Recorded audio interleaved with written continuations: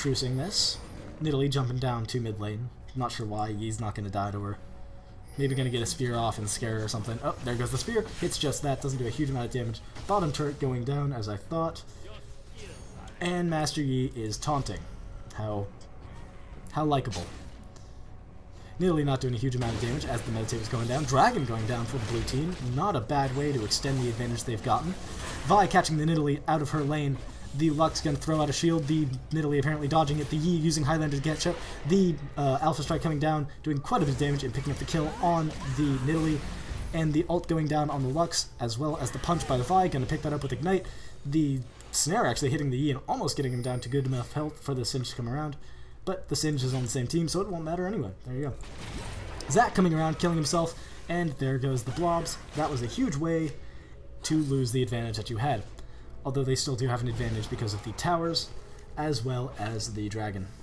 Spirit of the Spectral Wraith picked up for the Zac. Misfortune picking up her Bloodthirster at 11 minutes. Pretty early, if I do say so myself. 73 minions for her, 56 to the Ezreal. That is not a good place for the Ezreal to be.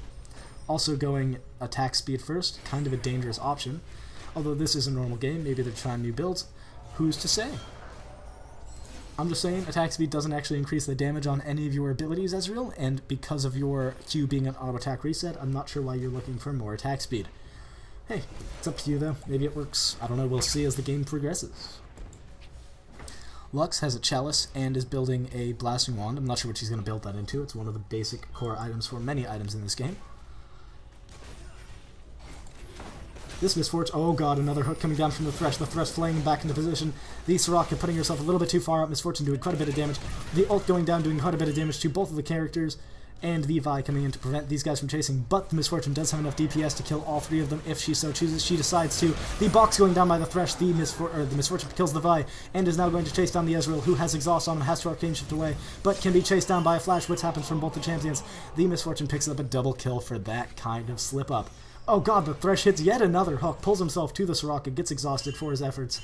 That's fine though, using summoner spells for just an initiation on that is quite good.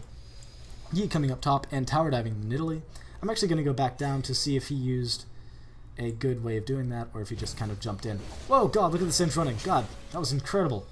Sin chasing in, throwing the Nidalee outside of her tower range, using Ignite to chase the Singed away, the Nidalee does, throwing a spear out to get him down to around half health, but the 3-bar Nidalee gets picked up quite easily by the Yi, who has indeed, this is Rod in Doran's blade, or, I'm sorry, Doran's ring, which is going to make him very, very damaging for single burst spells. Lux coming in around, seeing what she can do, but she can't cancel the Yi's Meditate, so it won't matter in particular. Yi's going to chase this Lux down. Yi, I believe, still has his ult up. He does indeed. He could chase this quite heavily if he so decided. The Lucent Singularity coming out to prevent the Yi from chasing, but the Yi doesn't care particularly, as the Yi is self-structed around it. The Yi, however, gets caught by another Light Binding, and it won't matter in particular. The blue team pushing up an inner tower on the bottom lane. Not a bad idea, as this Misfortune is an unholy terror at this point, and there's not much they can do about it. The Vi, very, very far behind compared to the rest of her team. Unfortunate though that may be, going for the Phage first. Not a bad idea, honestly. I would suggest Brutalizer before that, but because her team is a little bit squishy, even the Singed, who still only has a Catalyst at 13 minutes, it is not a bad idea to go for something a little bit tankier. The red team, however, going in hardcore against the blue team. The Vi going in without her team. The red buff is going to kill her. The Misfortune getting yet another kill. Does she have most of the kills on her? Yeah, she has 5 kills. Thresh getting a hook on the Soraka. The Misfortune picking up that kill. Oh my goodness, this Soraka. I'm sorry to see that she's getting caught as much as she is. Misfortune and Nidalee pushing everyone back right now. Thresh's Lantern pulling the Zac slightly closer. Not sure why they used it, but who wouldn't want to use that Lantern? Come on, it's really fun. Thresh missing a hook. I'm not sure who he's going for, but it's okay. He's hit enough to make me like him. Meanwhile, this Yi going for a Rapidon's Death Cap. Not a bad idea. Oh god, using Alpha Strike to get in is really hardcore, but against these 3 champions, he cannot out-DPS them. He doesn't even get the Meditate on, as he dies before that even matters. The Singe chasing down the Thresh, going to actually get that kill. Not going to make a huge difference. The Misfortune is going to maybe catch him, although with his ult up, he moves very, very quickly. And in fact, they aren't going to chase him, as that would be a bad idea. Oh, nope, but the Singed actually using his slow, giving away where he is. Vi and Singe pushing him back. 3v2 over here. This isn't a place for these players to be.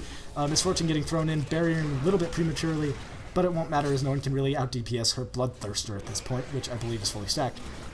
Soraka using a heal to try to keep this Singed alive a little bit longer, but the Misfortune hitting the Ezreal and the Nidalee Spear doing about a half of his health. That was not cool. Misfortune out-DPSing this Vi, almost dying to the Vi, but the Bloodthirster keeping her alive. I'm not sure if she is poisoned or what those 2 dots on her head are. Probably just a graphical glitch that she can recall. I'm not sure what's up with that. I love that recall animation. Sorry, I should watch that. Meanwhile, Yi still haven't finished his Rabadon Zeph Cap. They're all going to go check Dragon and realize, oh no, they got that a while ago. It's too bad. Too bad for the red team. The Nidalee's just like, I'm out of here, bro. Wow, that was an interesting spear. I wonder how she did that. She had pooped a spear. Anywho, Lux finishing her level 2 boots, still hasn't built anything in particular, and is pretty far behind, honestly, if I do say so myself. Does she have much farm? 91 farm to the Yi 72. In fact, she should be ahead, except for the 4 kills the Yi has. The Yi's been taking his time going around to other lanes and ganking, whereas the Lux hasn't been doing that. She's more or less just been hanging mid. And picking up blue buff for herself, because obviously the Zac doesn't need it. He is sort of like the Mundo of blobs, so that's cool. Misfortune going for the very, very boring, but very, very good Bloodthirster and Phantom Dancer. All she needs is an Infinity Edge to really have a good time in this lane. Ezreal getting doubled up, taking a massive chunk of health. Thresh's pull not quite reaching him. That would have been painful to look at. Anyway, it sort of is already. Nidalee taking a huge amount of damage from the Singe. This Singe is sort of making it work for him. Nidalee trying to keep herself in this lane, going for the Archangel Staff, and by that the Seraph's Embrace. Not a bad idea. These spears doing quite a bit of damage.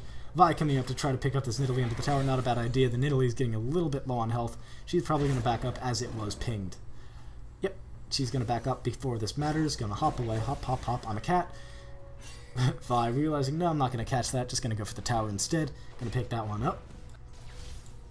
Meanwhile, the blue team chasing the Yi out of their mid lane. The blue turret does go down, but that's not going to be a huge deal, as this Misfortune is still fed to all hell. And it's going to be really, really hard to move her. Yes, tank the tower, Misfortune. That's what you're best at. Teleport going down, going to hit the Singe with Zac bounce, and it's going to do quite a bit of damage. The Misfortune picking up that kill. The ult going down by the Zac, and going to slow this Yi a little bit, but he could always just Highlander out. There's no danger for this Yi quite yet. But now the danger comes as he is down to 4 bars. Misfortune ulti going down, picking up the Soraka on the outturn. This Soraka is getting unlucky, among other things. I'm not sure where that Zac's going with that run, but we'll see. The blue Vi getting chased around by the the red Vi getting chased around by the blue Nidalee. The Nidalee missing a spear, but the Lucent Singularity hitting the Vi nonetheless. They're going to pick up this tower. There's nothing the red team can do about this with the amount of money that this Misfortune has. The slow make it rain going to not quite make it work for this Misfortune. The spear going down though and hitting the Yi, that definitely does work for the blue team. Another spear. Oh god, that was a good spear, hitting the Yi over the wall. Not quite seen and not quite alive anymore, are you, Yi? You're falling into the tower a little bit. That's not normal.